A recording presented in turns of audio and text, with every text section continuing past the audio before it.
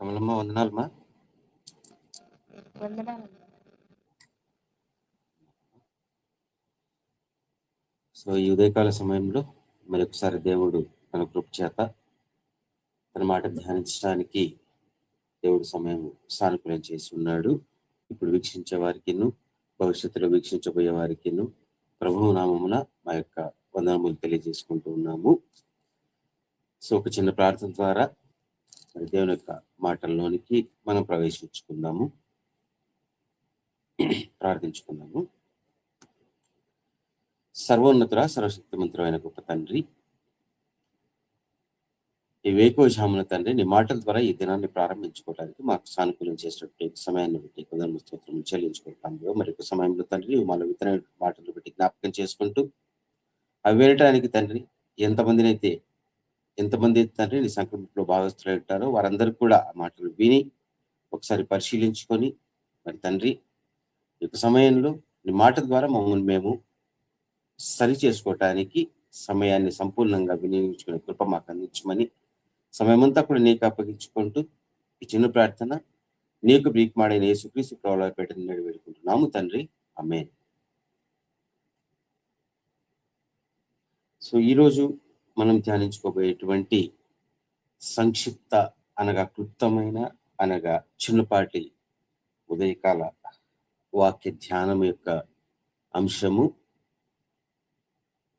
ఇశ్రాయేలీయులు మరి ఎలా నడిపించబడతా ఉన్నారో ఆ నడిపించబడేటువంటి క్రమంలో వారి యొక్క స్థితి, వారి ఆలోచన విధానం ఎలా చేంజ్ అయింది, వాటి పర్యవసానాలు ఏమిటి అన్నది క్లుప్తంగా చిన్నగా మరి ధ్యానించుకుందాం. అది మనకెలా పాఠం అవుతుంది అనేది కూడా మనం ఆలోచించుకుందాం. ఎందుకంటే ఆల్రెడీ దేవుడు చెప్పాడు, వారికి ఏవైతే సంభవించాయో అవన్నీ కూడా యుగాంతమందున్న మనకి బుద్ధి కలగటానికి, ఒక బోధ కలగటానికి, మనం నేర్చుకోవటానికి ఆ యొక్క సంఘటనలన్నీ కూడా వినియోగించబడ్డాయి అన్న విషయం మనకందరికి కూడా స్పష్టమే.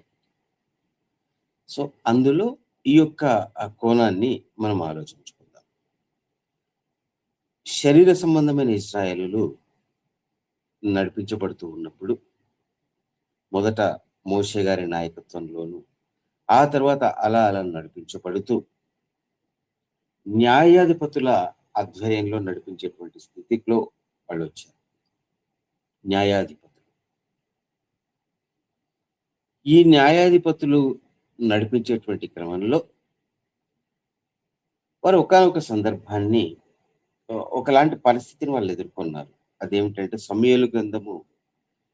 మొదటి సమూయేలు గ్రంథము 8వ అధ్యాయము మొదటి 2 వచనములు, మొదటి 3 వచనములు, మొదటి సమూయేలు గ్రంథము 8వ అధ్యాయము మొదటి 3 వచనములు. సమూయేలు వృద్ధుడైనప్పుడు తన కుమారులను ఇశ్రాయేలీయుల మీద న్యాయాధిపతులుగా నియమించెను. అతని జ్యేష్ఠ కుమారుని పేరు యోవేలు, రెండవ వాని పేరు అబియా. వీరు బెయేర్షెబాలో న్యాయాధిపతులుగా ఉండిరి. అతని కుమారులు అతని ప్రవర్తనను అనుసరింపక ధనాపేక్షకులై లంచములు పుచ్చుకొని న్యాయమును తిప్పివేయగా. సో సమూయేలు వృద్ధుడైపోయాడు. సో వృద్ధుడైపోయిన తర్వాత తన కుమారులు ఎవరైతే ఉన్నారో వాళ్ళని ఇజ్రాయేల్ మీద న్యాయాధిపతులుగా నియమించారు. అంటే ఈ న్యాయాధిపతులు ఎలా చెప్తే అలా నడవాలి అని చెప్పేసి నియమించినప్పుడు ఆ కుమారులు ఏం చేశారట, న్యాయానికి అధిపతులుగా ఉన్న వీరు, అంటే న్యాయం చెప్పాల్సిన వీరు లంచం పుచ్చుకొని ఆ న్యాయాన్ని తిప్పివేయగా, అంటే అన్యాయానికి వత్తాసు పలుకుతూ వాళ్ళు చేసినట్లుగా మనం ఇక్కడ చూడగలుగుతాం. సో ఆ రకమైనటువంటి సందర్భంలో వారు దుష్టత్వాన్ని ప్రదర్శించి ఇవ్వాల్సిన తీర్పులను వాళ్ళు వ్యతిరేకించి చేస్తున్నటువంటి సందర్భంలో ఈ ఇజ్రాయేలు సమాజం అంతా కూడా దాన్ని గమనించుకొని సమూయేలు గారి దగ్గరికి, వృద్ధుడైన సమూయేలు గారి దగ్గరికి వచ్చి కొన్ని మాటలు మాట్లాడుతూ ఉన్నారు. అదే ఈరోజు మన యొక్క కేంద్ర అంశం. మన సెంట్రల్ థీమ్ ఏదైతే మనం ధ్యానించుకోబోతున్నామో,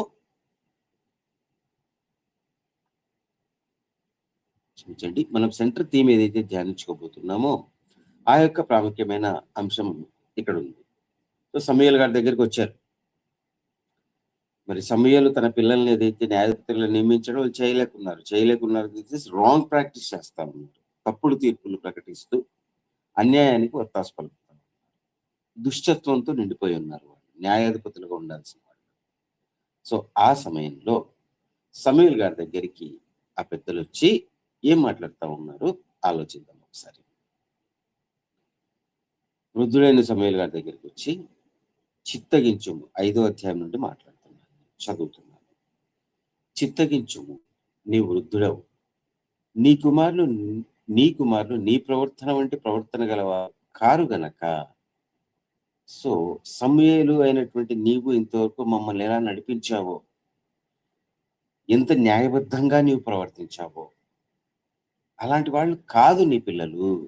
కనుక సకల జనుల మర్యాద చొప్పున మాకు ఒక రాజును నియమింపుము, అతడు మాకు న్యాయము తీర్చునని అతనితో అనిరి. అప్పుడు వాళ్ళు కోరుకుంటారు. ఈరోజు టైటిల్ అదే కదా మనకు, మాకు రాజు కావలను అనేటువంటిది టైటిల్, సబ్జెక్ట్ టైటిల్.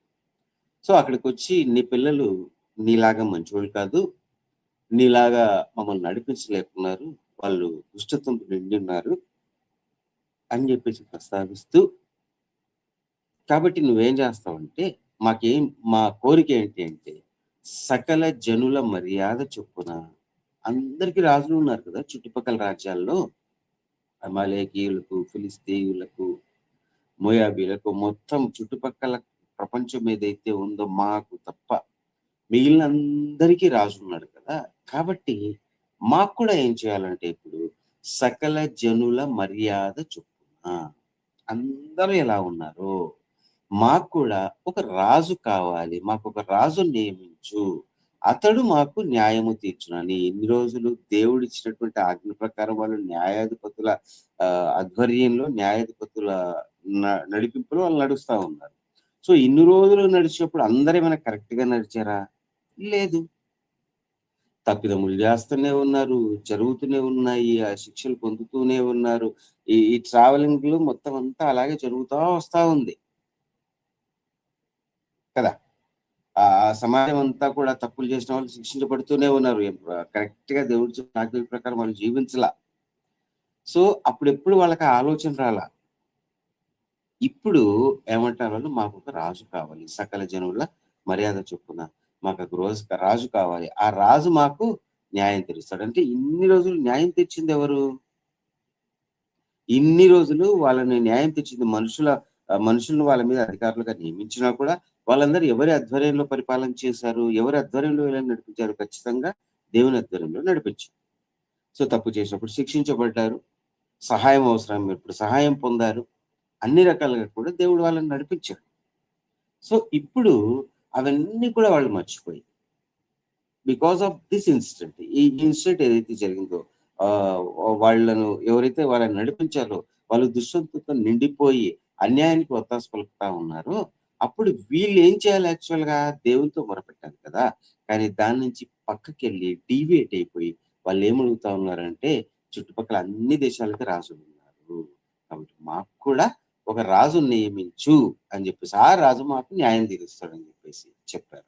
అది ఎలా ఉంది సమూయేలు దృష్టికి, దేవుని దృష్టికి ఎలా ఉంది అన్నది ఆ నెక్స్ట్ వర్స్ లో మనం చూద్దాం. 6వ వచనం. మాకు న్యాయము తీర్చుటకై రాజును నియమింపమని వారు అనిన మాట సమూయేలు దృష్టికి ప్రతికూలంగా ఉండెను గనక సమూయేలు యెహోవాను ప్రార్థన చేశారు. సో ప్రవక్త దృష్టికి ఎలా ఉంది? వాళ్ళు అడిగిన మాట ప్రతికూలంగా ఉంది. దాని ఉద్దేశం ఏంటంటే నన్ను కాదంటున్నారే అని కాదు దాని ఉద్దేశం. ప్రవక్త ఉద్దేశం అది కాదు. నా పిల్లల్ని కాదంటున్నారే అనేది ప్రవక్త ఉద్దేశం కాదు. ఇన్ని రోజులు దేవుని మాట ప్రకారము, దేవుని ఆజ్ఞ ప్రకారము శిక్షించబడుతూ, నడిపించబడుతూ, సమాధానపరచబడుతూ, సహాయాన్ని పొందుతూ నడిచినటువంటి ఈ జనాంగము ఈరోజు ఏమైపోతా ఉంది? ఒక మనుష్యుని రాజు, ఒక మనుష్యుని తీర్పు కోసం అడుగుతా ఉంది, ఒక మనుష్యుని నడిపింపు కోసం అడుగుతా ఉంది. సకల లోక జనాలు ఎలా నడుస్తూ ఉన్నారో దాని ప్రకారం నడవాలని కోరుకుంటా ఉంది. ఇది ప్రవక్త అయిన సమూయేలు గారికి రుచించలా, ఇష్టం లేదు. ఎందుకు? అది దేవునికి వ్యతిరేకమైన ఆలోచన అని ప్రవక్తకి తెలుసు. చూడండి ఆ తర్వాత వచనాన్ని కూడా కంటిన్యూ చేద్దాం. అందుకు యెహోవా యొద్ద విచారణ చేసినప్పుడు, ప్రార్థన చేసినప్పుడు ఇలా ఇజ్రాయెల్ సమాజం అడుగుతా ఉంది, దేవా ఒక రాజు కావాలని అడిగినప్పుడు యెహోవా ఏమంటున్నాడు? అందుకు యెహోవా ప్రతిస్పందన ఏంటి? తండ్రి అయిన దేవుడు ఏం మాట్లాడుతా ఉన్నాడు? అందుకు యెహోవా సమూయేలునకు సెలవిచ్చినదేమనగా, జనులు నీతో చెప్పిన మాటలన్నిటి ప్రకారం జరిగింపుము. వారు నిన్ను విసర్జింపలేదు కానీ తమ్ము ఏలకుండా నన్నే విసర్జించి ఉన్నారు. అలాగే చెయ్యి. వాళ్ళు ఏమడుగుతున్నారో అలాగే చెయ్యి. వాళ్ళు విసర్జించింది నిన్ను కాదు, నీ మాటల్ని కాదు. వాళ్ళు తమ్ముని ఏలకుండా అంటే దేవుడినైన నాతో నేను పరిపాలించే విధానం వాళ్ళకి నచ్చక, నేను వాళ్ళని పరిపాలించకుండా ఉండేలాగున దేవుడు వాళ్ళని పరిపాలించకుండా ఉండేలాగున వాళ్ళేం చేస్తా ఉన్నారు? నన్నే విసర్జించి ఉన్నారు. వాళ్ళు ఏం చెప్పారో దాని ప్రకారం చెయ్యి అని చెబుతూ వారు నన్ను విసర్జించి తర్వాత వచనాలు. వారు నన్ను విసర్జించి ఇతర దేవతలను పూజించి నేను ఐగుప్తులో వారిని రప్పించిన నాటి నుండి నేటి వరకు తాము చేయి చూసిన కార్యములన్నిటి ప్రకారంగా వారు నీడలను జరిగించుచున్నారు. ప్రతిసారి వాళ్ళు ఏం చేస్తా ఉన్నారు? సనుక్కోవటము, దేవునికి వ్యతిరేకంగా మాట్లాడటం ఎలా చేస్తా ఉన్నారో ఇప్పుడు నీ పట్ల కూడా వాళ్ళు అదే చేస్తా ఉన్నారు. వారు చెప్పిన మాటలను అంగీకరించుము. వాళ్ళు చెప్పిన మాటలను ఓకే నేను అలాగే చేస్తాను చెప్పేసేయి అని చెబుతూ, అయితే వారిని ఏలబోవు రాజు ఎట్టి వాడగునో నీవే సాక్షివై వారికి దృఢంగా తెలుసు. రైట్, మీరు చెప్పినట్లు నేను చేస్తాను. బట్ మిమ్మల్ని ఏలబోయేటువంటి రాజు ఎలా ఉంటాడో ఖచ్చితంగా వాళ్ళకి చెప్పు, ఎలా ఉంటాడు అన్నది వాళ్ళకి చెప్పు అని చెప్తూ, సమూయేలు తనను రాజును అడిగిన జనులకు యెహోవా మాటలన్నీ వినిపించి ఇలాగ చెప్పాను. మిమ్మును ఏలబోవు రాజు ఎట్టివాడగుననగా, బానే ఉంది. మీరందరూ ఒక రాజు కావాలి. చుట్టూ లోకానికంతా రాజులు ఉన్నారు కదా! బట్ మాకు కూడా ఒక రాజు కావాలి. ఆ రాజు న్యాయం తీర్చాలని మీరు అడుగుతూ ఉన్నారు. నేను అలాగే చేస్తాను. బట్ ఆ రాజు ఎలా ఉంటాడు అంటే, అతడు మీ కుమారులను పట్టుకొని తన రథములను తోలుటకు, తన గుర్రములను కాపాడుటకును వాటిని ఉంచుకొనును. కొందరు అతని ముందర పరిగెత్తుదురు. ఇవన్నీ ఆలోచించండి ఒకసారి. ఎంత బాగా మన కంటి ముందు కనిపిస్తాయి. ఈ ప్రెజెంట్ సిట్యుయేషన్ మనకు కనిపిస్తుంది కదా!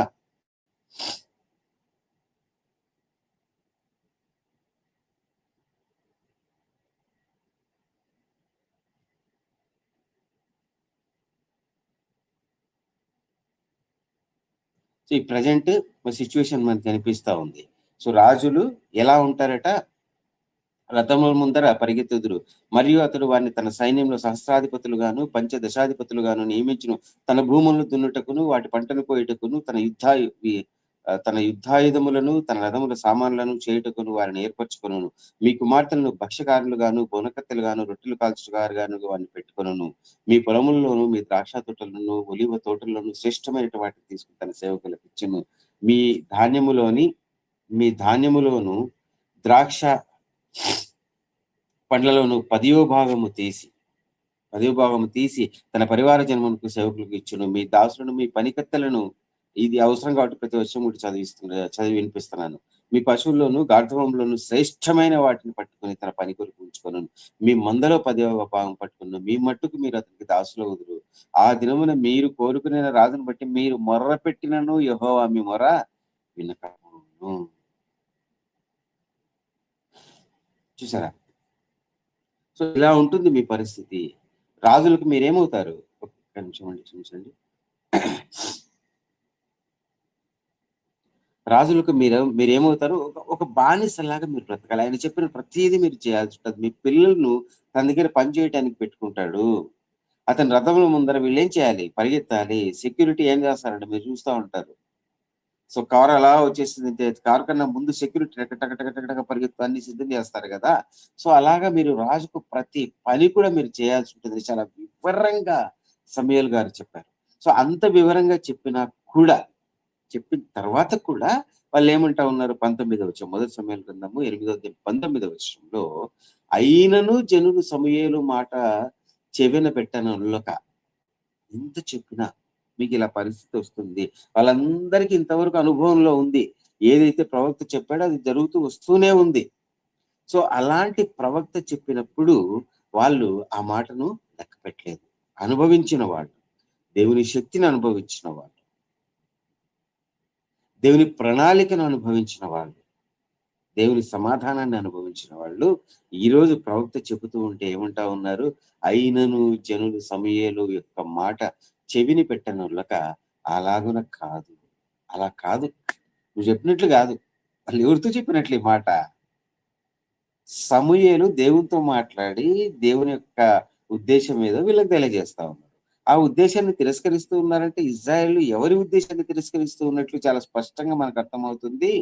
దేవుని యొక్క ఉద్దేశాన్ని వాళ్ళు తిరస్కరిస్తూ వాళ్ళు మాట్లాడుతా ఉన్నారు. అలాగునా కాదు. అలా కాదు. నువ్వు చెప్పినట్టు కాదంటూ జనములు చేయు రీతిని మేమును చేయునట్లు. ఇది అండర్‌లైన్ చేసి పెట్టుకున్నారు. అక్కడేమన్నారు? సకల లోక మర్యాద చొప్పున అన్నారు గదా! అండర్‌లైన్ చేసుకోండి. ఇక్కడ గూడా ఏమంటా ఉన్నారు? జనములు చేయు రీతిని మేము చేయునట్లు మాకు రాజు కావాలి. నువ్వెన్నన్నా చెప్పు. మా చుట్టూ ఉన్న జనాలు ఏం చేస్తా ఉన్నారు? మా చుట్టూ ఉన్న జనాలు తన రాజ్యాలను ఎలా నడిపించుకుంటున్నారో, అలాగా జనాలు ఎలా చేస్తా ఉన్నారో, అలాగా మాకు రాజు కావాలి. మా రాజు మాకు న్యాయము తీర్చును. దేవుని చేత పరిపాలించబడుతున్న వాళ్ళు, దేవుని చేత పరిపాలించబడుతున్న వాళ్ళు ఇవాళ ఏమంటా ఉన్నారు? మా రాజు మాకు న్యాయము తీర్చును. మా ముందర పోవచ్చు అతడే. మా ముందర పోవచ్చు అతడే మా యుద్ధమును జరిగించుననేది సమూయేలు జనుల యొక్క మాటన్నిటిని విని యెహోవా సన్నిధిని వాటిని వివరించెను. గనుక యెహోవా నీవు వారి మాటలు విని వారికి ఒక రాజు నియమించుము సమూయేలుకు సెలవీయగా, సమూయేలు మీరందరూ మీ మీ గ్రామములకు పొండ్లని ఇజ్రాయేలుకు సెలవిచ్చెను. సో ఇంత ఎక్స్‌ప్లెయిన్ చేశా. నేనేం చెప్పదలుచుకున్నానంటే ఇక్కడ నా ఆలోచన ఏమిటి అంటే, ఇప్పుడు సాధారణంగా ఎవరో ఒక మనిషి వచ్చి చెప్పాడు. సో, మనం కేర్ చేస్తామా? కేర్ చేయమా? It's a different issue. కానీ ఇంతవరకు వాళ్ళని నడిపించిన ప్రవక్త. దేవుని శక్తిని వాళ్ళు రుచి చూసారు. దేవుడు తమని ఎలా నడిపిస్తాడో వాళ్ళు రుచి చూసారు. వాళ్ళు అనుభవించారు. సో, అలాంటి జనాంగము ఈ రకంగా ఆ దేవుని నడిపింపును రిజెక్ట్ చేస్తూ మాకొక రాజు కావాలి. అందరిలాగే మాకొక రాజు కావాలి అన్న ఒక ఆలోచన మీరిక్కడ గ్రహించారు. సరే ఇంత చెప్పినా కూడా వాళ్ళు అంగీకరించలేదు కాబట్టి, సో సరే మీ మీ ఇళ్ళకి మీరెళ్ళిపోండి అని జెప్పేసి సమూయేలు అక్కడ వాళ్ళకి చెప్పినట్లుగా మనం గమనించగలం. ఆ తర్వాత జరిగిన విషయమన్నిటి కూడా మనకు తెలుసు. సో 10వ అధ్యాయంలో మనం చూసినప్పుడు సమూయేలు అక్కడ మిస్పా దగ్గర అందరిని కూడా కూర్చి ప్రతి ఒక్కరిని కూడా అక్కడికి రమ్మని చెప్పేసి ఆ రాజుని నియమించే ప్రక్రియలో బెన్యామీను గోత్రం వచ్చి అక్కడి నుంచి వడపోత చేసుకుంటూ వచ్చినప్పుడు సౌలు గారి దగ్గర తెలిసింది. కానీ సౌలు గారు అక్కడ ఉండరు. భయపడి అక్కడ సామాన్లలో దాక్కో ఉంటాడు. సో అప్పుడు అతను బయటకొచ్చిన తర్వాత సౌలును రాజుగా అక్కడ నియమించిన సందర్భాన్ని మనం చూడగలం. సో సౌలు గారి పరిపాలన ఎలా ఉందో, తర్వాత ఏమైపోయిందో కూడా మనకు తెలుసు కదా! ఏమైపోయిన తర్వాత దేవుని నడిపింపులో ఉన్నటువంటి జనాంగము పూర్తిగా ఏమైపోయింది? సౌలు గారు ఏమైపోయారు చివరికి. ఇక్కడ మనకొక ఆలోచన రాకమానదు. అదేంటి అంటే, సరే ఇజ్రాయేలు జనాంగము ఎన్ని రోజులు దేవుని చేత నడిపించబడుతూ వచ్చింది. సరే వాళ్ళైతే అడిగారు మనుషుల చేత అని జెప్పేసి. మరి ఆ మనుషులు ఎన్నుకున్నది ఎవరి గైడెన్స్‌లో? ఆ మనిషి సౌలు అనేటువంటి ఒక మనిషి ఎవరైతే ఉన్నారో, ఆ సౌలుని రాజుగా ఎన్నుకొన్నది ఎవరి గైడెన్స్‌లో ఎన్నుకోబడ్డాడు? దేవుడి గైడెన్స్‌లోనే ఎన్నుకోబడ్డాడు సౌలు. మరి దేవుడి గైడెన్స్‌లో ఎన్నుకోబడినటువంటి సౌలు గారు కూడా ఫెయిల్ అవ్వటంలో అర్థం ఏమిటి? జాగ్రత్తగా ఆలోచించండి. అంటే దేవుడు ఫెయిల్ అయ్యాడా? ఖచ్చితంగా అలా అనుకొనరాదు. ఎందుకంటే దేవుడు ముందే చెప్పాడు. మీకు రాబోయే రాజు ఇలా ఉంటాడు, ఇలా చేస్తాడు అని చెప్పేసి ఖచ్చితంగా దేవుడు ముందే చెప్పాడు. సో ముందే చెప్పి మనం ప్రసంగంలో చాలా సార్లు జ్ఞాపకం చేసుకుంటాం గదా!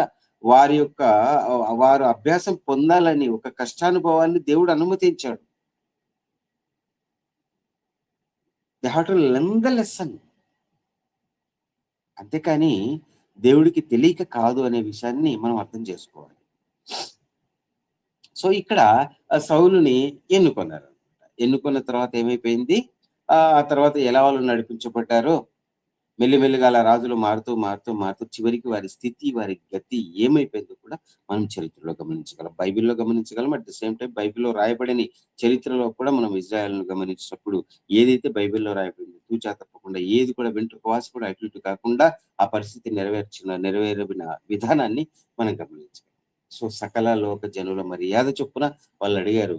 సకల లోక జనుల మర్యాద చొప్పున ఎప్పుడైతే వాళ్ళకి శాంక్షన్ చేయబడిందో వాళ్ళు కూడా ఏమైపోయారు? సకల జనాలు ఎలా ఉన్నారో వాళ్ళు కూడా అలాగే తయారైపోయిన విధానాన్ని మనము అక్కడ గమనించగలం. నిజంగా వాళ్ళ ఇజ్రాయెల్ అంటే ఎలాంటి గొప్ప జనాంగం అసలు. చూడండి, నిర్గమకాండం 19వ అధ్యాయం 5వ వచనం. నిర్గమకాండము 19వ అధ్యాయము 5వ వచనము. కాగా మీరు నా మాట శ్రద్ధగా విని నా నిబంధన మీరు నా మాట శ్రద్ధగా విని, నా నిబంధనను అనుసరించి నడిచిన యెడల మీరు సమస్త దేశజనులలో నాకు స్వకీయ సంపాద్యమగుదురు. సమస్త భూమియు నాదే గదా! మీరు నాకు యాజక రూపమైన రాజ్యముగాను, పరిశుద్ధమైన జనముగాను ఉందురని చెప్పుము. నీవు ఇజ్రాయెల్‌తో పలకవలసిన మాటలు ఇవే అని చెప్పాడు. సో, ఎలాంటి జనాంగం వాళ్ళు? దేవుని యొక్క పరిశుద్ధమైన యాజక రూపమైన రాజ్యంగా ఉన్నారు. పరిశుద్ధమైన జనాంగంగా ఉన్నారు. దేవుని రాజ్యం అంటే ఎంత మాటది. దేవునికి వాళ్ళొక రాజ్యంగా ఉన్నారంటే ఎంత గొప్ప మాటది. అలాంటి గొప్ప మాటను కలిగిన వాళ్ళు, అలాంటి గొప్ప మాట చేత సంబోధించబడిన ఆ జనాంగం ఏమైపోయింది, సకల లోక జనాల చొప్పున, మర్యాద చొప్పున నడుస్తూ వాళ్ళతో కలగలిసి మాకొక రాజు కావాలి. ఆ రాజు మాకు న్యాయం తీర్చాలని ఏర్పాటు చేసుకున్నారు. ఆ రాజులేమైపోయారు? పూర్తిగా ఆ యొక్క రాజ్యాన్ని పరిపాలించడంలో విఫలమైపోయిన సందర్భాన్ని ప్రతి విషయంలో కూడా మనం గమనించగలం. వాళ్ళంతా కూడా నడిపించే ఆ రాజుల్లో కొంతమంది ఎలా నడిపించారు వాళ్ళని. వాళ్ళు బైబిల్ గ్రంథంలో నోట్ చేయబడ్డారు చరిత్రలో. చూడండి, హెబ్రీయులకు రాసిన పత్రిక 11వ అధ్యాయం 32వ వచనం. హెబ్రీయులకు రాసినటువంటి పత్రిక 11వ అధ్యాయము 32వ వచనము. ఇకను ఏమి చెప్పుదును, గిద్యోను, బారాకు, సంసోను, యెఫ్తా, దావీదు, సమూయేలు వారిని గూర్చియు ప్రవక్తలను గూర్చి వివరించుటకు సమయము చాలదు. వారు విశ్వాసము ద్వారా రాజ్యమును జయించిరి, నీతి కార్యమును జరిగించి, వాగ్దానములను పొందిరి, సింహముల నోళ్లను దేవుని చేత నడిపించబడతా ఉన్నప్పుడు జరిగిన విషయాలు ఇవన్నీ కూడా.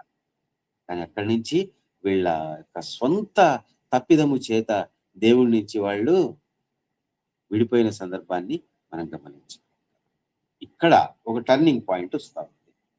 ఇక్కడ ఒక టర్నింగ్ పాయింట్ మనం గమనించాలి. ఫస్ట్ మనం జ్ఞాపకం చేసుకున్నాం కదా, అదేమిటి అంటే ఇజ్రాయెల్‌కి ఏవైతే ఇన్సిడెంట్స్ జరిగాయో, ఏవైతే దృష్టాంతాలు జరిగాయో అవన్నీ కూడా నాకును, మనకును, యుగాంతమందున్న మనకందరికీ కూడా బుద్ధి కలగటానికి, బోధ కలగటానికి రాయబడ్డాయన్న విషయం మనం ఫస్ట్ జ్ఞాపకం చేసుకున్నాం. సో, ఆనాడు వాళ్ళు రాజులైన యాజక సమూహంగా ఉన్నారు. శరీర సంబంధమైన ఇశ్రాయేలీయులు. వాళ్ళేమైపోయారు? కాలక్రమేణా మెల్లిమెల్లిగా మారిపోతూ, ఒకప్పుడు లోకంలో ఉన్నటువంటి వాళ్ళు, ఒకప్పుడు బానిసత్వంలో ఉన్నటువంటి వాళ్ళు మోషే నాయకత్వం బయటకు విడిపించబడ్డారు. విడిపించబడిన తరువాత వాళ్ళ ప్రయాణ క్రమంలో దేవుని ఆశీర్వాదాలని, దేవుని నడిపింపుని, దేవుని తోడ్పాటును వాళ్ళు రుచి చూసి ఆ తర్వాత మళ్ళీ ఏమైపోయారు? సకల లోక జనాల మర్యాద చొప్పున మేము ఉంటామని చెప్పేసి వాళ్ళు డిసైడ్ అయిపోయారు కదా! ఇవాళ మన గురించి పేతురు గారు ఒక మాట మాట్లాడుతా ఉన్నారు.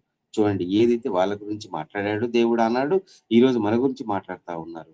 మొదటి పేతురు పత్రిక 2వ అధ్యాయము 9వ వచనం. ఇంతకుముందు మనం చూసుకున్నాం కదా, నిర్గమాకాండంలో మనం చూసుకున్నాం ఏమని, నిర్గమాకాండం 9వ వచనంలో ఇజ్రాయేలు నా వాళ్ళు అని చెప్పేసి దేవుడు చెప్పాడు కదా!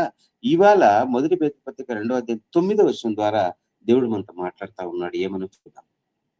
అయితే మీరు ఎవరైతే క్రీస్తులో ఉన్నారో, ఎవరైతే క్రీస్తును ధరించుకొని ఉన్నారో, ఎవరైతే మార్చబడిన నాటి ధర్మశాస్త్రము నుండి ఎలా మార్చబడినా, నిన్ను వలె నీ పొరుగువాని ప్రేమించని ఒక్క ఆజ్ఞలో సమస్తము ధర్మశాస్త్రమంతా ఇమిడి ఉందని ఏ యొక్క ఆత్మ సంబంధమైన ఇజ్రాయేలు ఆజ్ఞాపించబడ్డారో,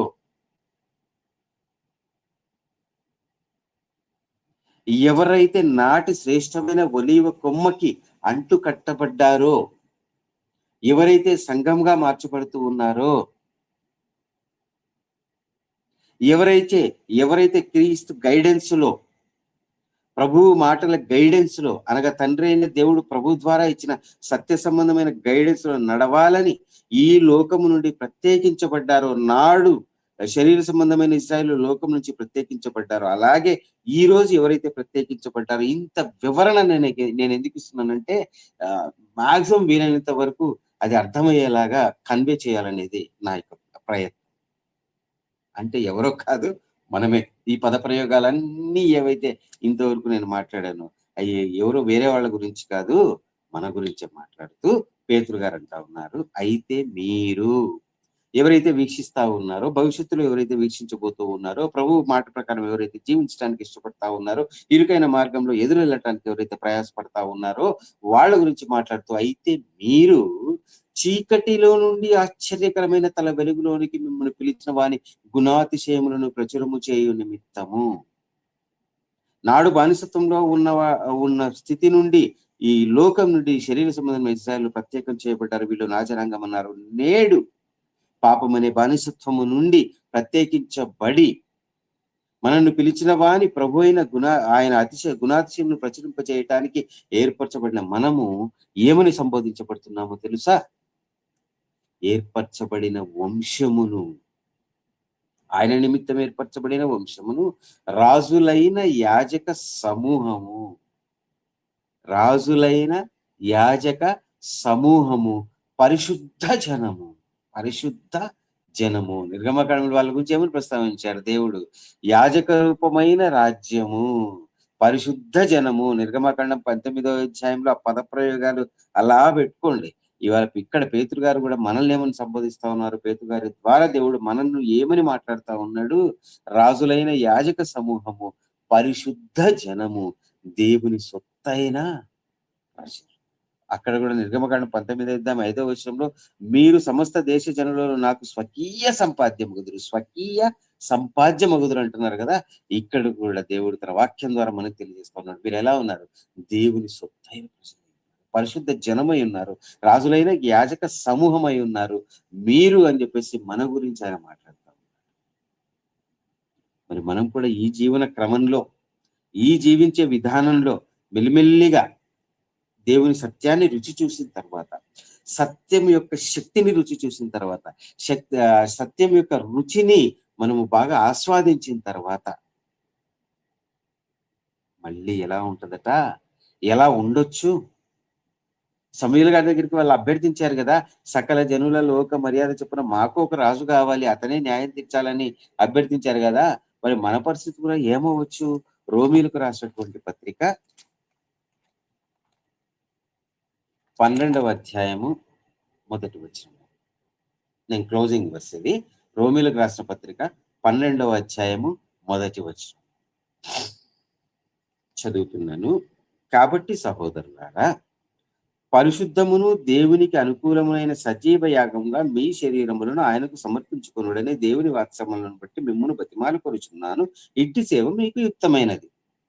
నాడు సమూయేలు గారు వాళ్ళకి చెప్పాడు, మీరు రాజు అడుగుతున్నారు, రాజు వస్తే ఏమేం చేస్తాడు, ఎలా చేస్తాడు, ఇవన్నీ వివరంగా చెప్పాడు. ఆహా, మాకొద్దు, మాకు రాజు కావాల్సిందే. ఇవాళ మనం రోమీయుల పత్రిక 12 వచనం ధ్యానించుకోవడం ద్వారా మనం హెచ్చరింపబడతా ఉన్నాము. కాబట్టి సహోదరులారా, ఏ సహోదరులు? పరిశుద్ధ జనమైన సహోదరులు, రాజులైన యాజక సమూహముగా ఉన్నటువంటి సహోదరులు, దేవుని సొత్తైన ప్రజలైన సహోదరులు అనగా మనం హెచ్చరింపబడతా ఉన్నాము. ఏమేం చేయాలట? మీ శరీరములను ఆయనకు సమర్పించుకోండి అని దేవుని వాత్సల్యము బతిమాలుకొచ్చున్నాను, ఇట్టి సేవ మీకు యుక్తమైనది, ఇది నిజముగా మీరు చేయాల్సినటువంటి సేవ అని చెప్పేసి చెప్తా ఉన్నాడు. చెబుతూ కంటిన్యూషన్, చాలా ప్రాముఖ్యమైన మాట ఇక్కడ చెప్తా ఉన్నాడు. మీరు ఈ లోక మర్యాదను అనుసరింపక, నాడు వారు నాటి లోక మర్యాదను అనుసరించారు కాబట్టి ఏమైపోయారో మనకు అర్థమైపోయింది, మనం చూసాం చరిత్రలో.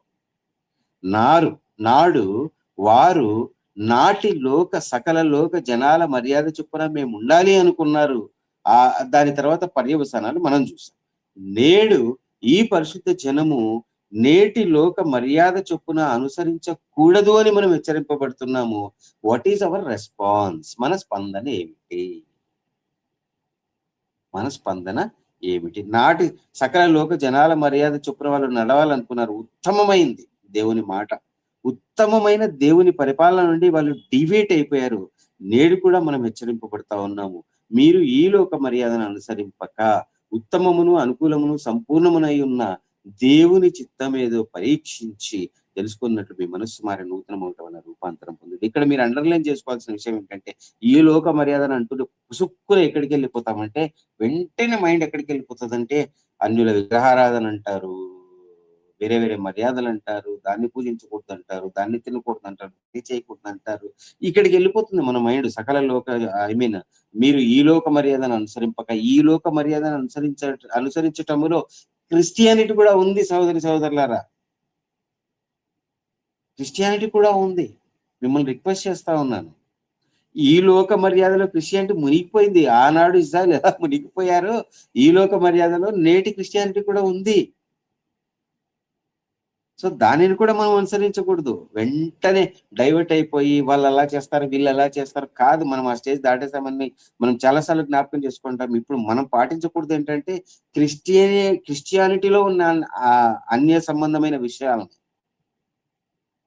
వాటిని పాటించకుండా మన శరీరాల్ని సజీవ యాగంగా ఆయన సమర్పించుకోవాలి అనే ఒక లెసన్ని ఈరోజు దేవుడు నాకును మనకును ఇచ్చాడని నేను పరిపూర్ణంగా విశ్వసిస్తా ఉన్నాను.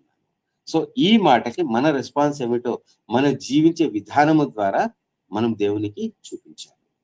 ఒకటి సాక్ష్యమో ఇంకొకటో నేను ఇంత పర్ఫెక్ట్ గా ఉన్నానని చెప్పాలనేది నా ఉద్దేశం కాదు. కానీ దేవుని ముందు మన పర్ఫెక్షన్ మనము చూపించుకోవాలి. ఎందుకంటే జనాల ముందు మనం పర్ఫెక్షన్ చూపించాలనుకున్నాం అనుకోండి, జనాలు ఎలా ఉన్నారు, ఐ మీన్ మన తోటి క్రైస్తవులు ఎలా ఉన్నారు, ఆ లోక మర్యాద చొప్పున నడుస్తా ఉన్నారు. వాళ్ళ దగ్గరికి వెళ్ళి నేను పర్ఫెక్ట్ గా ఉన్నాను అంటే అవదు, అవసరం కూడా లేదు. మన సత్క్రియలు కనిపించాలి. ఈ లోక మర్యాద వాటిలో ఇమిడి ఉండకూడదు అనే మాటను మనం ఇక్కడ అర్థం చేసుకోవాలి. సో పాయింట్ ఏమిటి అంటే, ఈ రోజు ఉదయకాల సమయంలో నేను హెచ్చరింపబడుతున్న పాయింట్ ఏమిటి అంటే, సో ఈ రోజు మళ్ళీ ప్రతిరోజులాగే పొద్దున్నే ఆత్మ సంబంధమైన ఫుడ్ నాకు ఇచ్చాడు. అది తీసుకున్న ఫుడ్ నాకు పని చేయాలి. నాకు పని చేస్తా ఉన్నప్పుడు ఇప్పటి నుంచి ఫ్రెష్ అప్ అయిపోయి నా పని పాటలు ఎందుకు నేను బయలుదేరి వెళ్ళిపోతాను కదా. వెళ్ళిపోయినప్పుడు ఖచ్చితంగా నేను ఎలా ఉండాలి అంటే, ఎక్కడ కూడా ఈ లోక మర్యాద చొప్పున కాకుండా నేను ఆయన పరిశుద్ధ జనంలో ఒకటిగా ఉన్నాను. ఆయన ఆయన సొత్తును నేను.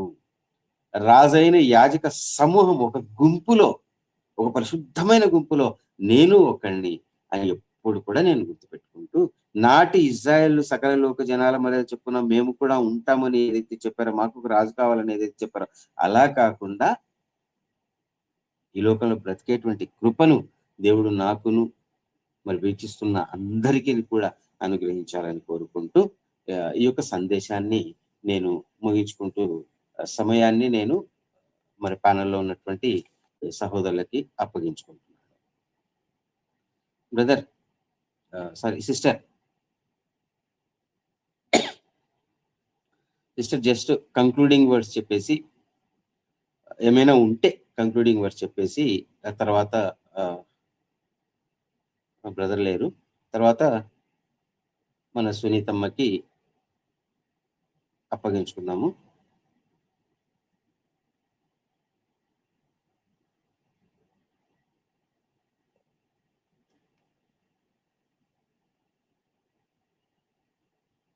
అమ్మ మాట్లాడండి అమ్మా. నా వాయిస్ వినిపిస్తుందా? వినిపిస్తుందన్న. సునీతకి ఏమన్నా లైన్‌లోకి వస్తదని సైలెంట్ గా ఉన్నా. ఓకే. అవును, నేనే పేరు చెప్పలేదు కదా.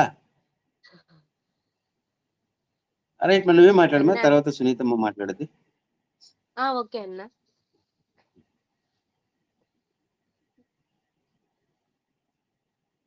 అందరికీ వందనాలు. దేవుని కృపను బట్టి మరొకసారి లో వాయిస్ వస్తుంది, మరి లో వాయిస్ వస్తుంది ప్లీజ్ అన్న. ఇప్పుడన్నా రైట్, ఓకే. దేవుని యొక్క కృపను బట్టి మరొక దినంలో, నూతనమైన దినంలో మనం ఈ యొక్క ఉదయకాలంలోనే దేవుని యొక్క మాటలను ధ్యానించుకునే యొక్క ధన్యతను బట్టి దేవునికి వేలాది స్తోత్రములు. మాకు రాజు కావాలను అన్న యొక్క టాపిక్ గురించి ఈరోజు మనం చర్చించుకొని ఉన్నాము. ఇందులో మెయిన్ పాయింట్‌గా రాజు వాళ్ళు ఎందుకు కోరుకున్నారంటే గనక, ఒక అందరికీ ఉన్నారు మనకు కావాలని ఒక లోకానుసారమైన ఆచారం నిమిత్తము వాళ్ళు కోరుకొని ఉన్నారు. కానీ ఆ రాజు ఎలాంటిది అనేది వాళ్ళు గుర్తుంచుకోలేదన్నా. నేను మీ వాక్యం విన్నాను గానీ దీనికి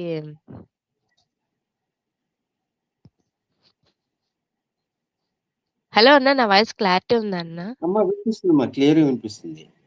ఆ! ఆ! ఓకే అన్న. థాంక్ యూ అన్న. ప్రతి ఒక్కరు కూడా తమ మీద ఒక న్యాయాధిపతిని అనేది నియమించుకుంటున్నారనమాట. దేవుని పని చేయడానికి కూడా ఒక న్యాయాధిపతిననేది నియమించుకుంటున్నారు.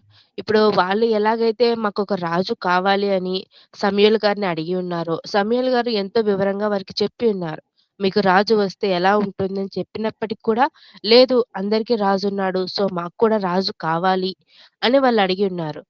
కానీ ఆ రోజు వాళ్ళు ఏ ఉద్దేశ్యంతో అడిగి ఉన్నారో మనకు బైబిల్ స్పష్టంగా వస్తుంది. కానీ ఈరోజు మనం కూడా చాలా మందిమి ఒక అధికారం మన మీద అధికారాన్ని మనమే వేరే వాళ్ళకి ఇస్తున్నామనమాట. అది మెయిన్ చర్చిలలో మనము ఇస్తున్నామనమాట. అంటే మన ఆర్‌ఓసీలో లేదు. అందుని బట్టి దేవునికి స్తోత్రము. కానీ ఇతర మందిరాలలో, ఇతర చర్చిలలో జరుగుతుందేందంటే గనక తమ మీద ఆధిపత్యాన్ని, తమ మీద అధికారాన్ని వేరే వాళ్ళకి ఇచ్చేస్తున్నారనమాట. అదొక పాస్టర్‌ల చేతికి కావచ్చు, లేదంటే ఇతర వేరే ఏదైనా కావచ్చు. తమ మీద అధికారాన్ని వేరే వాళ్ళకిచ్చేస్తూ, తాము చేయవలసిన పని బాటలు ఏమీ కూడా చేయకుండా అంతా ఎదుటివారి మీద పెట్టేస్తున్నారు. అంటే ఇప్పుడు ఎలా అంటే మనకేదైనా ఇప్పుడు కొన్ని చర్చెస్‌లలో పాస్టర్స్ ఉంటారు. ఆ పాస్టర్స్ ఎందుకొరకు? దేవుని యొక్క వాక్యాన్ని మనకు ప్రచురం చేయడానికి. అంటే దేవుడు వాళ్ళకు జ్ఞానం ఇస్తాడు. ఆ జ్ఞానాన్ని బట్టి వాళ్ళు దేవుని యొక్క వాక్యాన్ని మనకు బోధిస్తారు. బోధించినప్పుడు ఆ వాక్యానుసారంగా మనము దేవునికి కనెక్ట్ అవ్వాలి. కానీ చాలామంది ఏం చేస్తున్నారంటే వాక్యం వింటున్నారు. కానీ దేవునితో కనెక్టింగ్ లేకుండా వీళ్ళతో కనెక్టింగ్ అనేది ఏర్పాటు చేసుకుంటున్నారు. అంటే వాక్యం వింటారు. ఇప్పుడు ఫర్ ఎగ్జాంపుల్ ఏదో ఒక వాక్యం ద్వారా మనం ఏదైనా సరే ప్రార్థన పూర్వకంగా దేవునికి విజ్ఞాపన చేయాలని ఒక అంశం మనం తెలుసుకొని ఉన్నాం. ఆ వాక్యాన్ని విన్నప్పుడు మనము విజ్ఞాపనలు, ప్రార్థనలు మనకు దేవునికి కనెక్టింగ్‌గా ఉండాలి. కానీ వాక్యం విన్నా కూడా మరలా అదే వ్యక్తి దగ్గరికి వెళ్లి మీరు మా కొరకు ప్రార్థనలు చేయండి. మీరు మా కొరకు ఇది చేయండి, అది చేయండి అని చెప్పి చేస్తున్నారు. ఆ రోజు ఇశ్రాయేలు జనాంగము దేవుని విసర్జించి ఒక మానవుని రాజుగా ఎలా నియమించుకొని ఉన్నారో, ఈరోజు చాలా మంది కూడా సేమ్ అలాగే జరుగుతుందనమాట. దేవుని యొక్క మాటలు వింటున్నారు. విన్న తర్వాత దేవునితో కనెక్టింగ్‌గా ఉండకుండా, ఆ మాటలు చెప్పిన వ్యక్తితో కనెక్టింగ్‌గా ఉన్నారనమాట. అంటే చెప్పిన వ్యక్తే దేవుడు. చెప్పిన వ్యక్తే మాకు రాజు అన్నట్టుగా ఈరోజు చాలా మంది ఉంటున్నారనమాట. మనము ఒక ఉదాహరణ చూసుకుంటే, మనకు బైబిల్‌లో హిజ్కియా గారి గురించి మనకు తెలుసు. హిజ్కియా, యెషయా గారు. యెషయా గొప్ప ప్రవక్త. ఆయన హిజ్కియా దగ్గరికి వెళ్లి, "నీకొక మరణకరమైన రోగం రాబోతుందని" చెప్పినప్పుడు, ఆయన ఏం చేశాడంటే వెంటనే గోడ వైపు తిరిగి ప్రార్థన చేసుకుంటాడు. ప్రార్థన చేసుకున్నప్పుడు అతని ప్రార్థనను విని దేవుడు అతని యొక్క ఆయుష్కాలాన్ని ఎక్స్‌టెండ్ జేస్తాడు. కానీ ప్రెజెంట్ సిట్యుయేషన్ ఎలా ఉందంటే, మనకే ఒక వ్యక్తి ఎవరైనా వచ్చి, ఇదిగో ఒక పాస్టరే కావచ్చు. ఇదిగో అమ్మ నీకు పలానది జరుగుతుంది అన్నా, లేదంటే మనకే ఇంక్లూడింగ్‌గా ఏదైనా ఆరోగ్యం హెల్త్ ఇష్యూస్ వచ్చినా గానీ, మనం ఏం చేస్తున్నామంటే, దేవునితో కనెక్టింగ్‌గా లేకుండా తొందరగా పాస్టర్‌ల దగ్గరికెళ్ళిపోయి, నాకు అనారోగ్యం వచ్చేసింది. సో, మీరు ప్రేయర్ చేయండి. మా ఇంట్లో పలానా సమస్యలొచ్చాయి. మీరు ప్రేయర్ చేయండి అని చెప్పి, ఇలా కనెక్టింగ్ అయిపోతున్నారనమాట. ఇప్పుడు వాక్యం బోధించేవారు మనకు దేవుని పరిచయం చేయడం కోసం ఉన్నారు. పరిచయం చేసేసారు. పరిచయం చేసేసిన తర్వాత మనం దేవునితో కనెక్టింగ్‌గా ఉండాలి.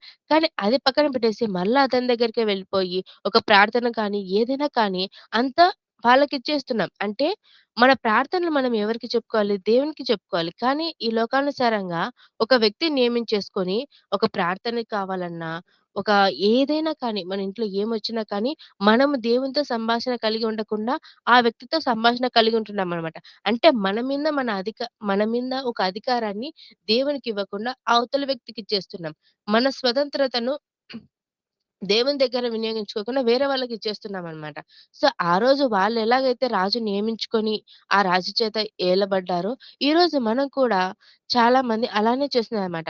అది వారు మనస్ఫూర్తిగా చేస్తున్నారో, లేదంటే అందరూ మాదిరి ఒక సాంప్రదాయంగా, ఒక ఆచారంలాగా చేస్తున్నారో అది కొంతమందికి వారి యొక్క వ్యక్తిగతాన్ని బట్టి వారికి తెలుస్తుంది. కానీ చాలామందనేది ఆ రోజు వాళ్ళెలా కోరుకున్నారో, ఈరోజు చాలామంది అలాగే కోరుకుంటున్నారనమాట. హిజ్కియా గారు ఒక గొప్ప ప్రవక్త తన ముందు నిలబడినప్పుడు తన కాళ్ళ మీద పడిపోకుండా దేవుని వైపు తిరిగి దేవుని ప్రార్థన చేసి ఉన్నాడు. అలాగే ఈరోజు మనం కూడా ఒక వాక్యం తెలుసుకొనిన్నాం. తెలుసుకొనిన్నప్పుడు వాక్యం చెప్పిన వ్యక్తి గొప్పనా? ఆ వాక్యం పలికించిన వ్యక్తి గొప్పనా? అంటే మనం చాలా నమ్మకంగా చెప్పగలము అది దేవుడిచ్చిన జ్ఞానమని. కానీ చాలామంది చెప్తున్నారు అది ఆ వ్యక్తి గొప్పతనమని. కాబట్టి చెప్పే వాక్యం తీసుకుందాం. తీసుకొని ఆ వాక్యం దేవుని నుండి వచ్చింది కాబట్టి దేవునితో కనెక్ట్ అవుదాం. అంతే తప్ప లోకానుసారంగా ఇతడు మాకు చెప్పాడు, ఇతడు మా పాస్టర్, ఇతడు మాపై ఇతడికి అధికారం ఉంది అని చెప్పేసి ఇలా ఉంటున్నమాట. ఇలా కొంతమంది అనుకుంటున్నారు. ఇలా అనుకోవడానికి కారణం కూడా ఆ అధికారం చెలాయించే వాళ్ళే. వాళ్ళు కూడా ఏం చేస్తున్నారు? దేవుని చేత మాకు మీ మీద అధికారం ఇయ్యబడింది. మీ మీద మాకు అధికారం ఉందని వాళ్ళు కూడా అలా వాళ్ళను భ్రమ పెట్టడం వల్ల వాళ్ళు కూడా దేవుని ద్వారా వీళ్ళకి మా మీద అధికారం వచ్చింది. వీళ్ళు మా అధికారులని చెప్పేసి అలా లోబడిపోతున్నారు. లోబడాల్సిన దానికంటే ఎక్కువగా లోబడిపోతున్నారు. దేవునితో చెప్పుకోవాల్సిన ప్రతి విషయాన్ని కూడా వీళ్ళు లోకానుసారమైన వ్యక్తులతో చెప్పుకుంటున్నారనమాట. కాబట్టి దేవుడు మనల్ని ఎంతగా ప్రేమించి, మన కొరకు ఒక వ్యక్తిని నియమించి, మనకు వాక్యం ప్రచురం చేసిన తర్వాత, మరలా మనం దేవునితో కనెక్టింగ్ ఉన్నామనమాట. అంతే తప్ప లోకానుసారంగా ఒక వ్యక్తిని నియమించుకొని, ఒక రాజుగా నియమించేసుకొని, అతడికి మనం సమస్తము సమర్పించేసుకొని, అంటే మన బాధలు కావచ్చు, మన వ్యక్తిగతం ఏమైనా కావచ్చు. అంటే మనం ఆత్మీయంగా బలపడ్డానికి మనం షేర్ చేసుకోవచ్చన్నా, దాని గురించి నేను చెప్పట్లేదు. కానీ ఒక ప్రార్థన పూర్వకంగా ఇప్పుడు ఒక వాక్యం మీ ద్వారా మాకు తెలియబడింది. ఫర్ ఎగ్జాంపుల్ ఏదైనా కావచ్చు. ప్రార్థన గురించి. ప్రేయర్ అనే అంశం తీసుకొని, మనం ప్రతిదీ ప్రార్థన పూర్వకంగా దేవునికి వినియోగించుకోవాలన్నప్పుడు, ఆ పాయింట్ తీసుకొని మనం దేవునికి దగ్గరవ్వాలి. అంతే తప్ప, అరే! ఈ అన్న ప్రార్థన గురించి బాగా చెప్పాడు. సో, ఈయననే ప్రార్థన చేయమను అని చెప్పేసి ప్రతిదీ ఒక వాక్యం చెప్పే వ్యక్తి మీద రుద్దకుండా, దేవునితో మనం అనేది ఒక కనెక్టింగ్ కలిగి ఉండాలి. అలా ఈరోజు ఎవరు కలిగి ఉండడం లేదు. అందరూ లోకానుసారమైన మనుషులతోనే కలిగి ఉంటున్నారు. దేవుడు దినమెల్లా తన చేతులను మన కొరకు చాపుచున్నాడు. మన వాక్యం వినడానికి ఆయన మనం ప్రార్థన చేస్తే వినడానికి, మన సంభాషణ వినడానికి ఆయన ఎంతో సిద్ధంగా ఉంటాడనమాట. తన సింహాసనం మీద ఆసీనుడై ఉంటున్నాడు. కానీ ఆయన చేతుల వైపు వెళ్ళకుండా, ఆయనతో సంభాషించకుండా, లోకానుసారమైన వాళ్ళ దగ్గరికి వెళ్తూ, వారితో మన సమస్యలనేది మనం పంచుకుంటున్నాం. ఆత్మీయంగా బలపడ్డానికి పంచుకునే విషయాలు వేరు. ఇలా ప్రతి ప్రార్థనా పూర్వకమైంది వాళ్ళే చేయాలని పంచుకునేది వేరు. సో, నేను దాని గురించి చెప్తున్నాను. అది అన్నా. ఆ రోజు ఇశ్రాయేల్ ఎలా అయితే చేశారో, ఈ రోజు కూడా చాలా మంది అలాగే చేస్తున్నారు. అలా చేయడానికి కొంతమంది వీళ్ళ కారణమైతే, కొంతమంది ఎదుటివారు కూడా మీ మీద మాకు అధికారం ఇయ్యబడిందని వారు కూడా వీళ్ళను అటువంటి భ్రమలో పెడుతున్నారు. సో, ఈ రోజు కూడా చాలా మంది అటువంటి ఆచారాలలో, అటువంటి సాంప్రదాయాలలో ఉన్నారని నేను అనుకుంటున్నాను. కానీ దేవుని యొక్క కృపను బట్టి, వాక్యాన్ని విని, వాక్యం నుండి దేవునికి కనెక్ట్ అయ్యే కృపను దేవుడు మనకిచ్చినాడని నేనెంతగానో నమ్ముతున్నాను. ఇటు కృపలోనికి మనల్నందరినీ నడిపించిన దేవునికి యేసుక్రీస్తు నామంలో ఎంతగానో కృతజ్ఞతలు చెప్పుకుంటున్నాను. అన్న నా కన్క్లూడింగ్ లో ఏమైనా తప్పిదములుంటే ఖచ్చితంగా సరిచేయాలని నేను చాలా రిక్వెస్టింగ్‌గా అడుగుతున్నా అన్న. దేవుడిచ్చిన ఈ యొక్క కొద్ది మాటలు దేవుడు దీవించును గాక.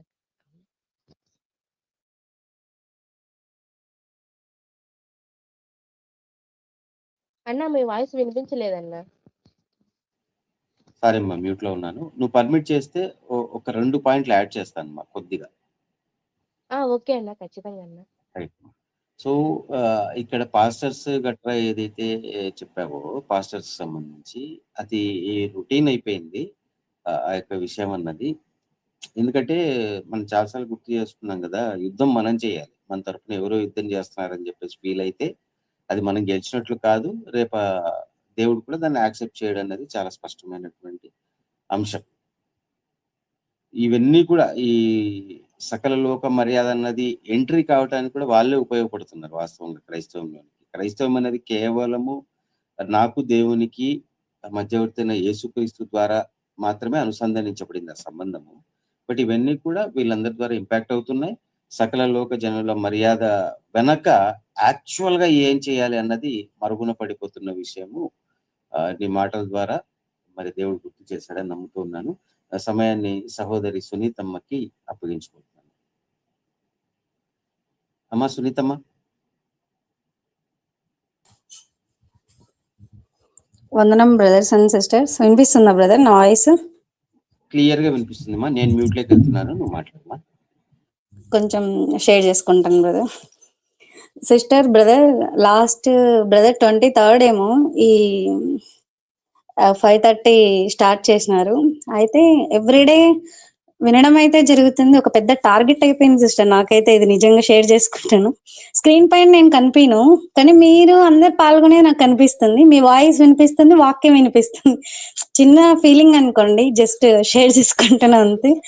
ఎందుకబ్బా మిస్టేక్, దేవుడా నాదేమైనా మిస్టేక్ ఉందా లేకుంటే మొబైల్ మిస్టేక్ అని ఫీల్ అయ్యేదాన్ని. కానీ అర్థమైంది మిస్టేక్ ఎవరిదైనా కూడా టైం తీసుకునేప్పుడు ఓపికతో ఉండడం కొంచెం కష్టమే అనిపించింది. బై ద వై ఎందుకు చెప్తున్నానంటే ఆ బాధ అనుభవించినట్లు అనిపించింది, అందుకు పర్వాలేదు. నేను కనిపించానని కాదు, అలా చూడడం సంతోషంగా ఉంటుంది అనమాట. యూనిటీ ఈజ్ స్ట్రెంగ్త్ అంటారు కదా, అలా బ్రదర్ చెప్పే వాక్యాలు కానీ, మురళీ బ్రదర్ ఇందాక నీతి వలన కలుగు ప్రయోజనాలు కానీ, కమలా సిస్టర్ షేర్ చేసుకునే కానీ, వినేటప్పుడు మాట్లాడడం అనేది అవుట్ ఆఫ్ అయినా కూడా అక్కడ ఉండడం అనేది చాలా ఇంపార్టెన్స్ అనిపించింది బ్రదర్ ఇన్ని రోజులు. కానీ సడన్ గా ఈరోజు ఏదో అంటారు, practice is main max perfect. మళ్ళీ లింక్ పైన షేర్ చేసినప్పుడు, పర్మిషన్స్ అన్ని అలౌ చేసినప్పుడు కనపడడం చాలా హ్యాపీ అనిపించింది బ్రదర్. డిస్టర్బ్ చేసి ఉంటే సారీ. ఇట్లా చెప్పడం అంటే ఓవరాల్ గా ఏం చెప్పాలనుకున్నా అంటే, ఒక ఇలా మీరు ఎవ్రీడే టైం తీసుకొని ఇట్లా చెప్పడం అనేది ఎంతో మాకు యూస్ఫుల్ గా ఉంది బ్రదర్. ఎందుకంటే ఎక్కడ మేబీ బయటకు వెళ్ళే జాబ్ టైంలో కానీ, తిరిగి మళ్ళీ ఇంటికి వచ్చే టైంలో కానీ, ఏదో ఒక టైంలో ఈ మార్నింగ్ టైం చేసే వర్క్ అనేది మమ్మల్ని అంత హృదయాన్ని తాకిపోతుందని చెప్తున్నాం బ్రదర్. ఈ టైంలో మీరు చెప్పే వాక్యాలు అట్లా 1:30 కానీ, 2 కానీ, 3 కానీ, ఈ టైం మీరు చెప్పే వాక్యాలు ఖచ్చితంగా మమ్మల్ని తాకిపోతున్నాయని చెప్తున్నాం బ్రదర్, అంతే. ఇంకా ఇంకేం చెప్పాలి నాకు అర్థంగా పర్లేదు. ఈ రోజు మీరు చెప్పిన వాక్యం గురించి జస్ట్ ఒక 2 లైన్స్ షేర్ చేసుకుంటాం. ఏదైతే వాళ్ళు రాజు కావాలేను అని ఒక పర్సన్ ని కోరుకొని ఉన్నారు, అయితేను పాత నిబంధన గ్రంథంలో ఇంకొంచెం ముందు చూసినట్లయితే కొన్ని సంవత్సరాలు వాళ్ళ చెప్పులు అరగలేదు, అయితే జుట్టు నడసలేదు, వాళ్ళ బట్టలు కూడా చినగలేదు. మధ్యలో మధ్యలో దేవుడు అద్భుత కార్యములు చేస్తూనే ఉన్నాడు. అయితేనే వాళ్ళు తమ శరీరానికి కావాల్సిన మాంసం కోసం తాపత్రయపడింది కూడా ఈ సందర్భంలో జ్ఞాపకం చేసుకోవాలనుకుంటున్నాను. నాట్ ఓన్లీ మమ్మల్ని పరిపాలించే వ్యక్తి మాత్రమే కాదు, మాకి పోషించే ఆహారం కూడా ఉండాలా అనేది దేవుని కోరుకోవడం జరిగింది. అందుకు దేవుడు విసికి మామూలుగా ఒక రోజంతా ఎంత తింటారో తినండి అనే వరకు తెచ్చుకున్నారు అనేది కూడా జ్ఞాపకం చేసుకుంటారు. తినండి, ఎంత తింటారో మీ ఇష్టం. లాస్ట్ కి ఇది వద్దు అనే లెక్క వాళ్ళే రిటర్న్ అయ్యారనమాట. అలాగున బలవంతంగా మనం దేవుని ఎదుట ఏదైతే కోరుకుంటామో అది దేవుడు ఇస్తాడు, లేటుగా ఇస్తాడో కాదు, కానీ దాని ఫలితం అయితే దేవుడు ఆశించే రీతిగా, నిన్ను నువ్వు కోరుకునే రీతిగా కూడా ఉండదనిపిస్తుంది ఒకసారి. ఆ సర్టైన రాజు అయితే వస్తాడేమో, కోరుకునేది అయితే ఇస్తాడేమో, కానీ ఏమంటారంటే స్థిరమైనది దేవుడి నుంచి వచ్చినది అని చెప్తారు కదా, అలా ఉండదు మనం కోరుకుంటే అని చెప్తున్నాను, షేర్ చేసుకుంటున్నాను. నెక్స్ట్ ఇక్కడ కూడా జస్ట్ ఒక దీనివల్ల మనం కోరుకునే వల్ల ఎంతో గొప్ప గొప్ప ఆశీర్వాదాన్ని పోగొట్టుకునే వాళ్ళని బైబిల్ని చూస్తున్నాం, బైబిల్లో చూస్తున్నాం. అట్ ది సేమ్ టైం ఎప్పుడైతే దేవుడు ఇస్తాడో దాన్ని మనం పొందుకున్నప్పుడే దాని యొక్క అర్థం బాగా దేవుని దగ్గరికి చేరుకున్నట్లుగా ఉంటుందని షేర్ చేసుకుంటున్నాను. ఏదైనా మిస్టేక్ ఉంటే తడబట్లు ఉంటే చెప్తారని ఆశిస్తాను. థ్యాంక్స్.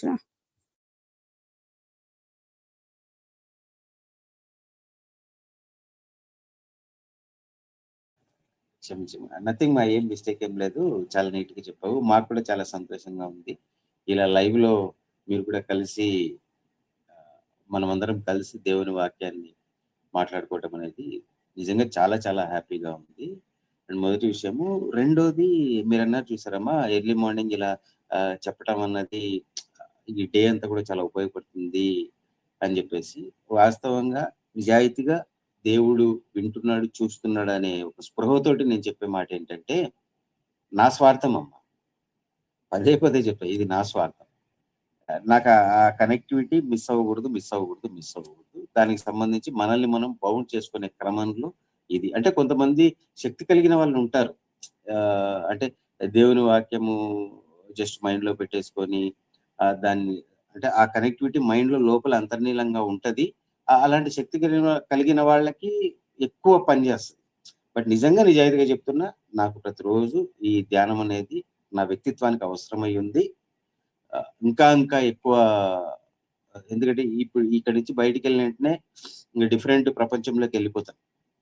సో, అక్కడ గూడా ఈ కనెక్టివిటీ నాకు రావాలి అంటే, నేను నమ్మింది, విశ్వసించింది ఏంటంటే, ఎర్లీ మార్నింగ్ ప్రతిరోజు చెప్పలకనే సో, మైండ్ ఫ్రీగా ఉంటది. ఆ మైండ్‌లోకి దీన్ని అలా లోపలికి కుక్కేసి, పెట్టేసి, ఆ మైండ్‌తో బయటికెళ్తే ఇంకా నాకు పర్ఫెక్ట్‌గా ఉంటుందనేది నమ్ముతున్నాను. పక్కా చెప్తున్నానమ్మా. ఇది మొట్టమొదటిగా ఖచ్చితంగా చెప్తున్నా. నా స్వార్థము, నా కోసం నేను చేసుకుంటూ, ఈ క్రమంలో ఎలాగో నేను ధ్యానించుకుంటాను కాబట్టి, ఆ సారమేదో నాతోటి సహోదర సహోదరులకు కూడా పంచుకుంటే బావుంటుందనే ఉద్దేశంతోటి చేస్తున్న కార్యక్రమం. మీకు అర్థమైందనుకుంటాను.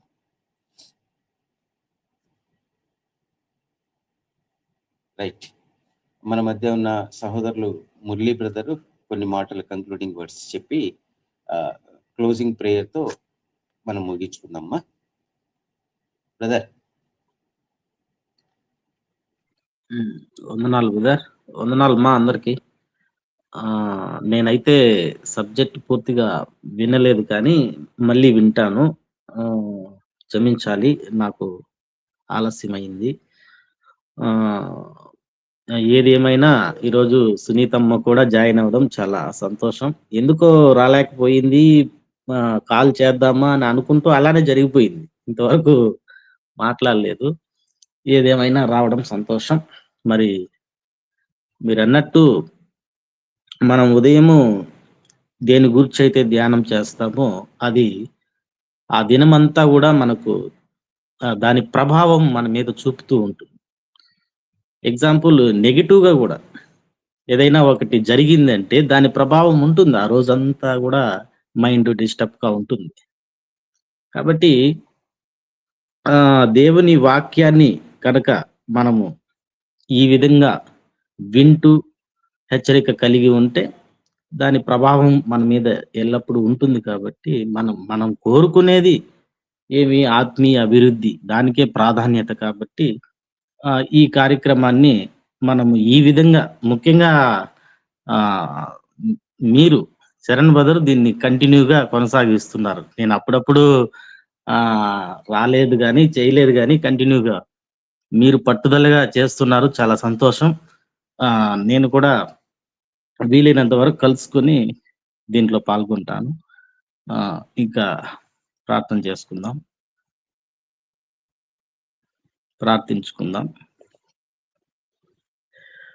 మహాగణుడా, మహోన్నతుడా, మమ్మల్ని ఇంతవరకు భద్రపరిచిన మా తండ్రి, ఈ ఉదయమును చూచున్నట్లును తండ్రి, ఇదిగో మా దోషములను, మా అపరాధములన్నిటినీ మన్నించి మరొక అవకాశమునిచ్చి, ఇదిగో మీ లేఖనములను ఈ ఉదయకాలమందు ధ్యానించే ధన్యతను మాకు అనుగ్రహించినందుకు నిండు మనసుతో కృతజ్ఞతాస్తుతులు చెల్లిస్తున్నాము.